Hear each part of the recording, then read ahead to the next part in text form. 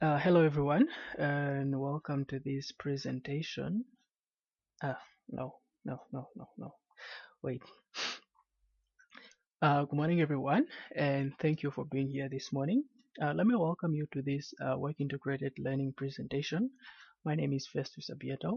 I'm a third year Bachelor of English student, and I did my work integrated learning at the Ministry of Home Affairs and Immigration at the Regional Office of Umsati Region in Otapi.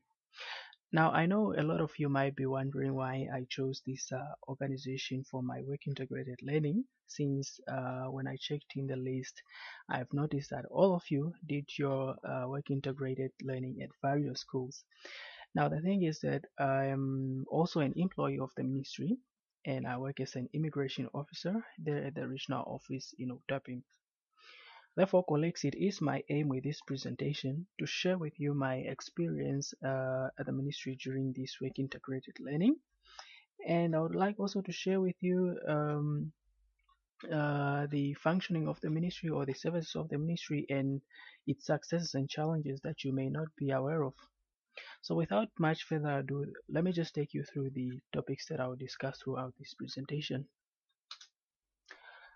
In this presentation, I'll give you a short historical background or historical development of the ministry, the whole ministry, and also its presence in the region of Umsati, its vision, mission, and objectives, and I'll also discuss with you the functioning of this ministry, therefore its services and way of operating. I also discuss about my work placement, that is my roles, tasks, and responsibility during the assignment. But I also share with you the successes and challenges at this ministry, and I'll also add or share with you the means adopted to overcome challenges that I would have just mentioned. What? That I would have what? Mentioned? Oh no, let me start over again on this slide. In this presentation, I'll give you a short historical background or historical development of the ministry, the whole ministry, and also its presence in Umsati region, its vision, mission, and objectives. And I'll also discuss the function or functioning of the ministry, that is its services that it provides to the public, and I'll also discuss the work placement, that is my roles, tasks, and responsibility during the work integrated period. And then I will share with you the successes and challenges at the ministry and the means adopted to overcome some of those challenges. And then finally, I will conclude with the determination of public perception of the ministry, and I'll also share with you how the theory of this degree could be applied in this organization. So let me start with the historical background of the Ministry of Home Affairs and Immigration. Now, the Ministry of Home Affairs and Immigration is one of the most essential ministries in the country.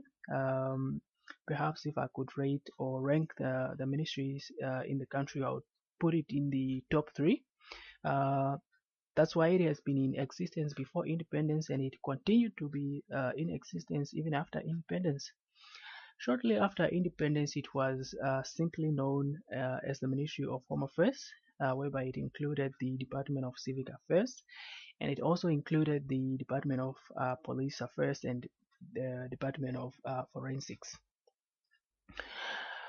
Its first minister was the then Honorable Hifikepunye Pohamba, now His Excellency the President of the Republic of Namibia. And it appears that His Excellency, when he was the Minister of Home Affairs, realized or noticed the cumbersomeness of this ministry. Hence, when he became the president of the country in 2005, one of the first things that he did was to split the ministry into two ministries, creating the Ministry of Safety and Security and the Ministry of Home Affairs and Immigration. Now, when it comes to Umsati region, the Ministry of Home Affairs and Immigration opened its first office in the region in 1993. I understand it only started with two employees, and it only had one office in the whole region, which was in Otapi. But as we speak, the ministry has 6 offices in Umsati region. There is a regional office in Otapi, a sub-regional office in Rakana, another sub-regional office in Okahawa, and 3 based hospital offices, one in Washbuku Hospital, another one in Otapi Hospital, and another one in Sandy Hospital. So that's a historical development of the ministry. But what are the objectives? What is the vision and the mission of the ministry? So let's find out. Now, the vision of the ministry, or what it aspires to have or to be in the future, is a population register and immigration management that is rated the best in the world. Its mission is to manage the national register and facilitate lawful migration. Now, when it comes to the objectives of the ministry, there are actually no declared objectives of the ministry in any documentation of the ministry that I have come across.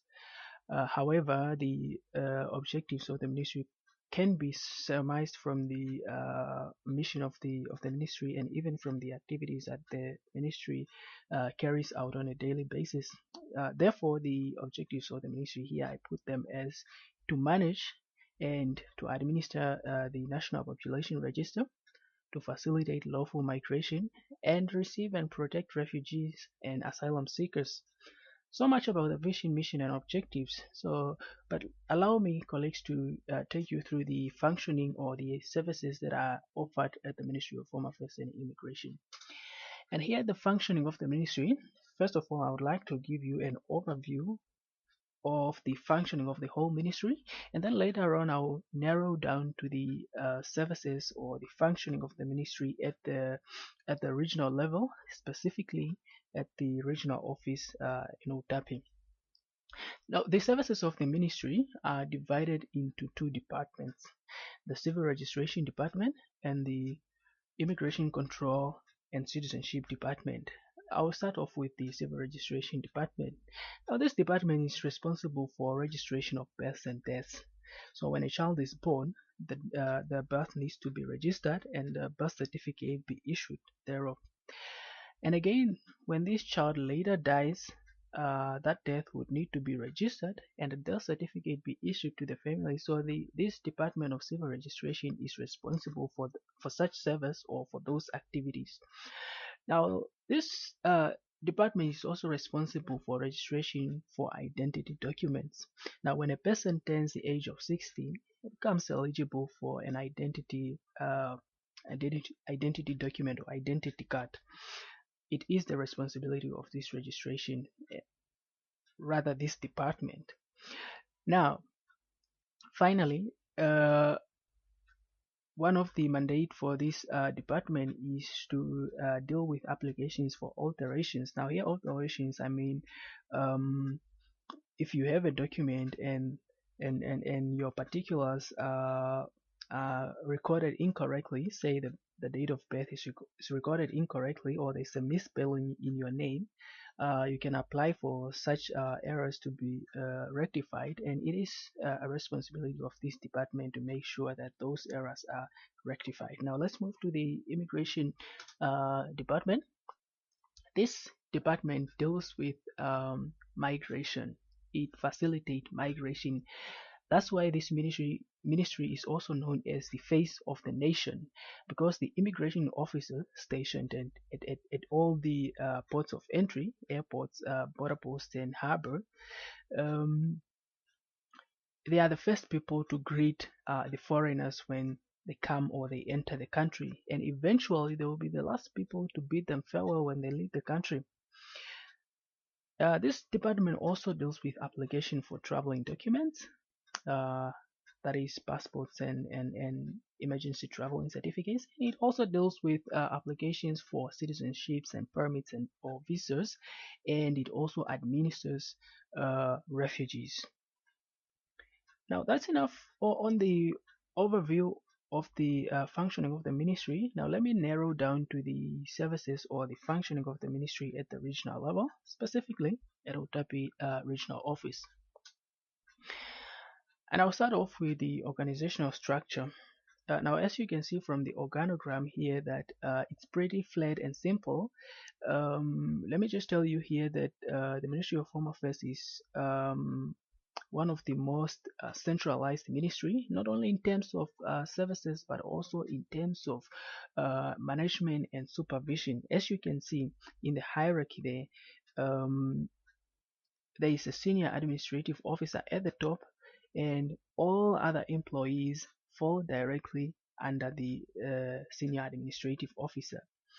Now, for the past 2 decades, the ministry um, at the regional level has been led by a senior administrative officer, formerly known as a chief clerk, and all other employees in the region fall directly under that person. Now, this can be a big challenge, and by the way, the incumbent of this position was my mentor during this assignment, and for a man with such an awful lot of responsibilities, you can just imagine how much time he had for my file. But this is really a challenge in the ministry, and we'll also discuss about it when it comes to the challenges in the ministry. But let me move on to the activities and tasks that take place at the regional office. And here the activities or services are also divided into two sections or departments: Department of Civil Registration and Department of Immigration. And I'll start off with the civil registration. Now, the civil registration is responsible to register the births and deaths that take place in the region, uh, and therefore issuing birth certificate and death certificates thereof.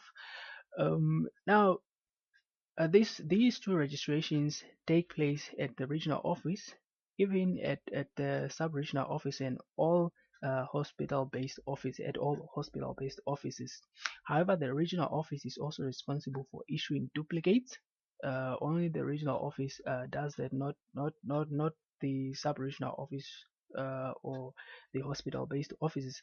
The the regional office issues the duplicates for birth certificates and death certificates. However, it also takes applications for duplicates of marriage certificates and duplicates of ID card. But the production of ID card is centralized. It only takes place in Windhoek. And also the duplicates for marriage are also just issued from Windhoek, not at the regional office. However, the applications for both can be lodged at the regional office.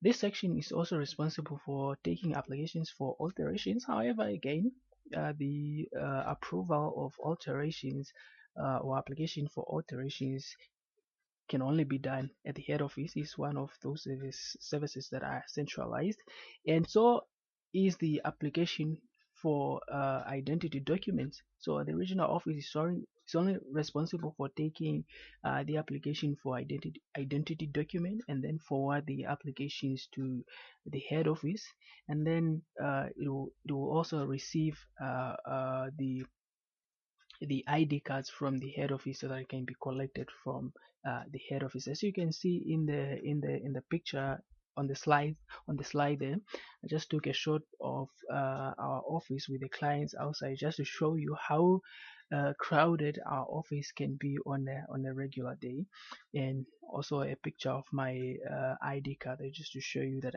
identity cards are some of the documents that are issued or can be collected and applied for at the regional office in Otapi.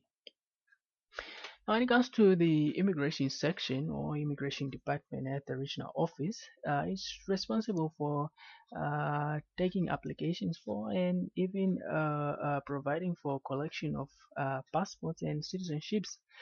However, again, the production of passports and citizenship, they are also centralized in Windhoek, so an application can be lodged at the regional office, sent to Windhoek, and then the document will be received at the regional office, and then the clients can come and collect the document there. Another responsibility of immigration officials or the immigration section is to apprehend, to detain, to investigate, and even to deport illegal immigrants.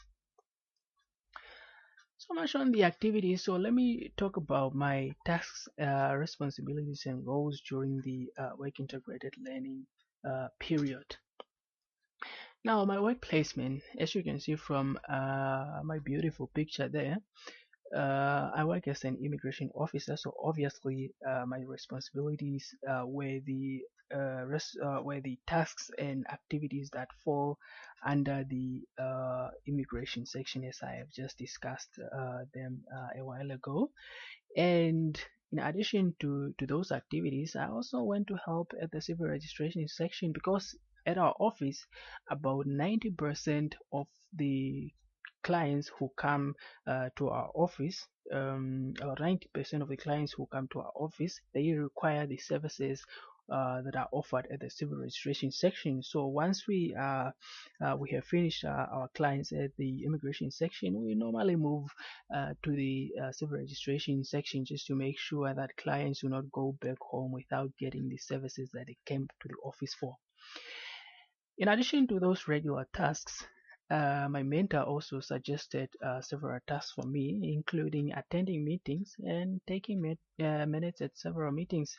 For example, during this period, I attended 4 meetings, and three out of those three meetings, I was the secretary, so I was responsible for taking minutes. And most of the time at meetings, when there is no secretary, or when the secretary did not pitch up, the panelists normally choose the shortest guy or the youngest guy in the panelists to do the secretarial work. And I must say, several times I have fallen victim of such selection. Um, Another thing that I did quite extensively was report writing. I wrote a lot of reports, including the annual report, and I also compiled um, um, investigation reports. All the investigations in which I was involved, I was also the one responsible for compiling reports for those investigations. And I also wrote reports for mobile registration program. So enough about the activities of the ministry and my tasks and responsibility, but let's look at the successes of the ministry and its challenges. Now we'll start with the successes, and here the successes, I will look at the successes of the whole ministry, and not just of the regional office. And I'll start off with the first point, which says at least 20 hospital-based offices were opened. Now the Ministry of Home Affairs has regional offices in in every single region in Namibia.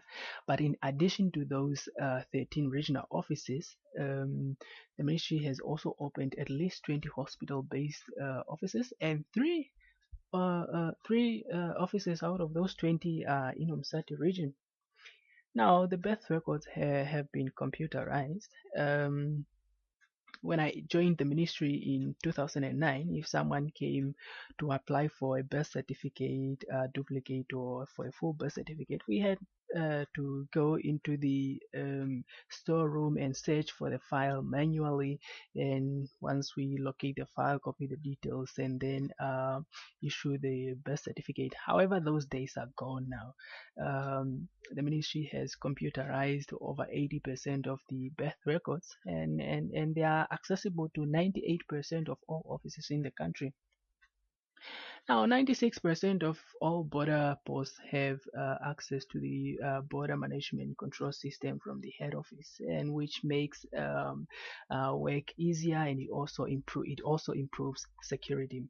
But that's not all. Now, if you have applied for your ID card, whether it's a new application or an application for a duplicate, uh, you don't have to go up and down to the office trying to find out if your ID card is ready for collection anymore. Um, this is the 21st century. This is the internet era, and the ministry is also trying to be up to date. So what you can do is just to go onto the government's website and navigate to the ID application inquiries page, and you can find out if your application has been received at the head office. You can find out if your ID card is ready for collection, and you can also find out if where you can collect your ID card from. Now, another point there is that uh, I know some of you might be aware that the status of the Angolan refugees in the world ended in June 2012.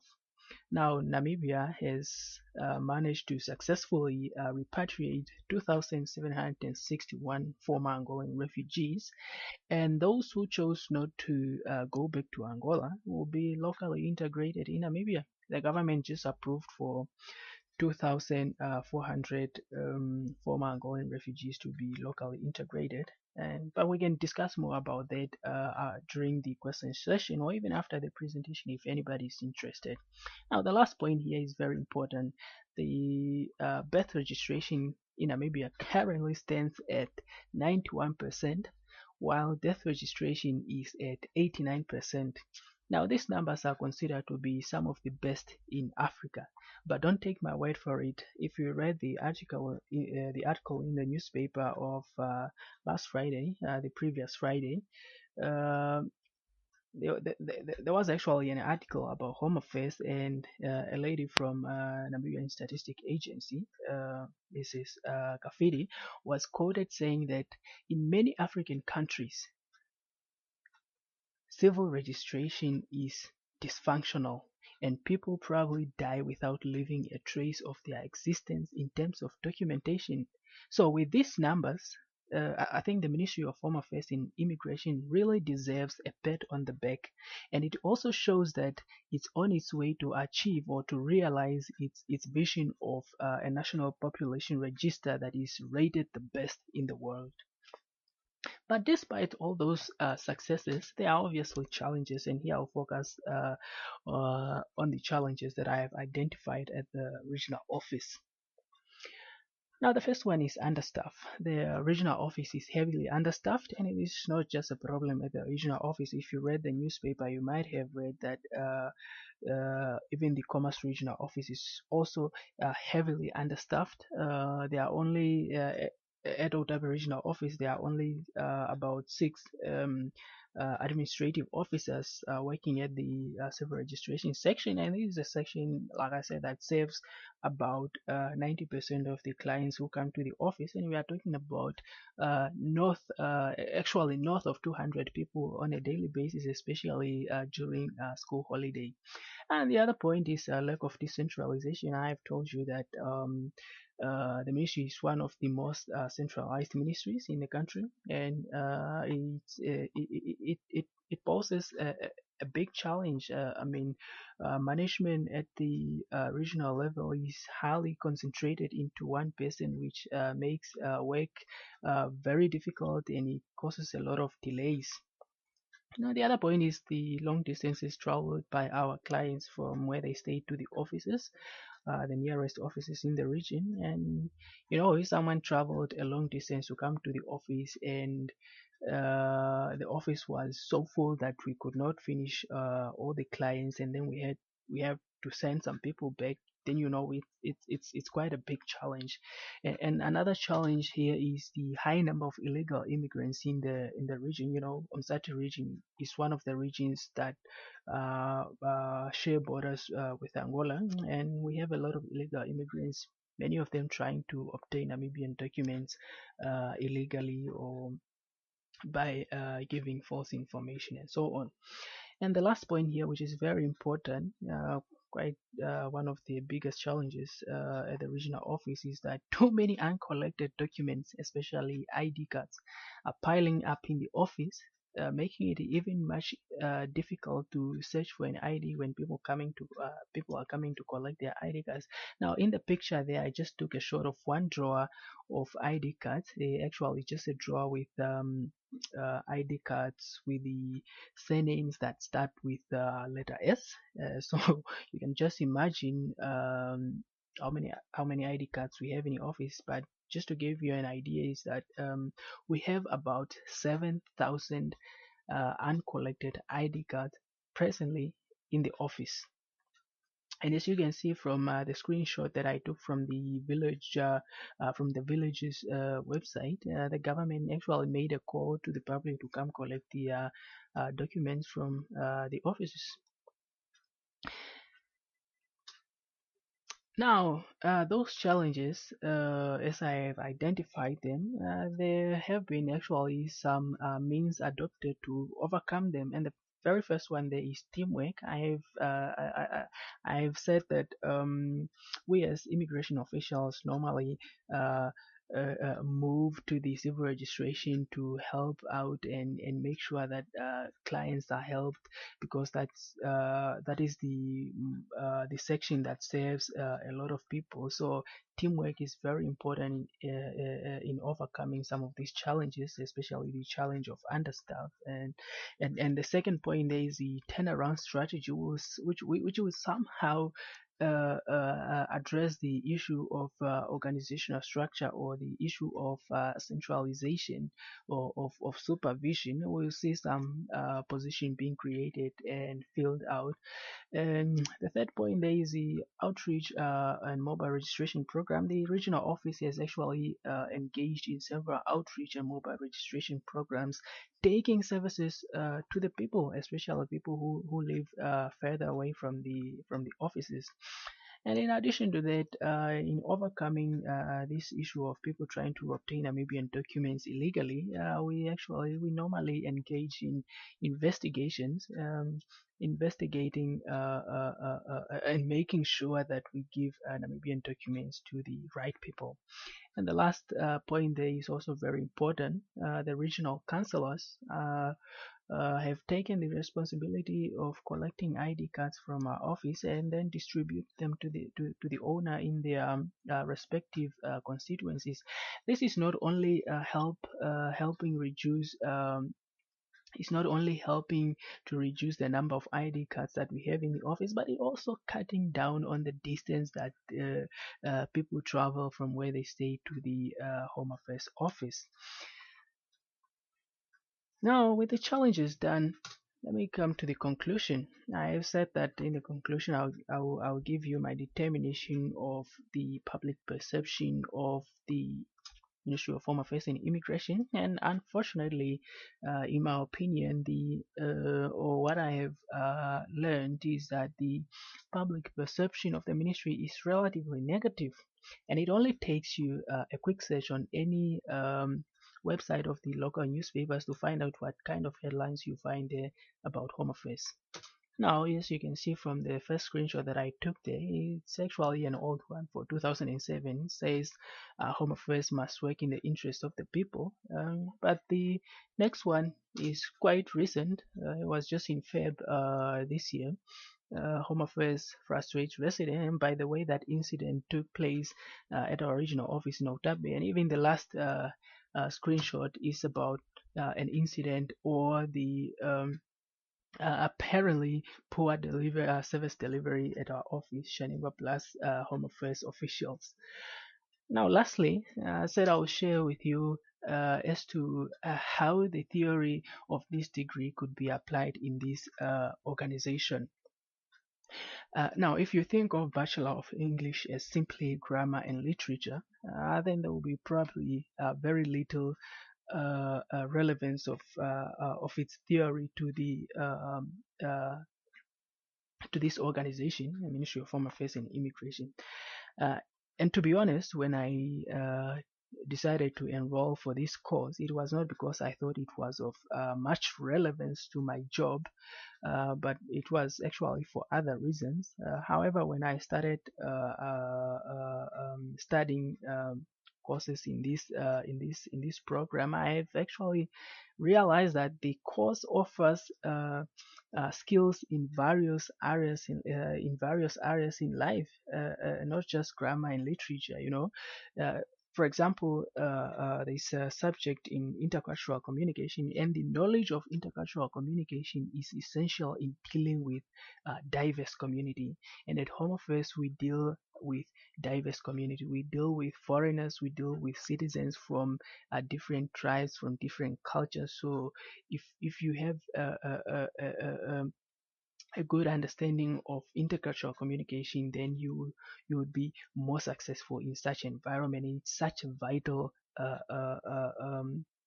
it's such a vital skill or knowledge to have if you are working in this environment. And the last point is that the knowledge of basic mathematics is very important. It's very important, especially in report writing, because you need to compile statistic and so on, so that you can just present your information in the most understandable and professional way. And the good understanding of the English language is vital for the for report writing also, and even for understanding the laws, because we work with laws. For example, the Immigration Control Act. Now, if you have a good command of the English language, then you'll be able to understand the law, and you'll be able to apply the law as it's required. Otherwise, if you have a poor understanding of the language, then you also have a poor understanding of the law, and then you have a poor execution of the law. And with that, ladies and gentlemen, colleagues, we have come to the end of this presentation. Thank you so much for listening. Thank you so much for your attention. I would like to invite questions if there are any. Thank you.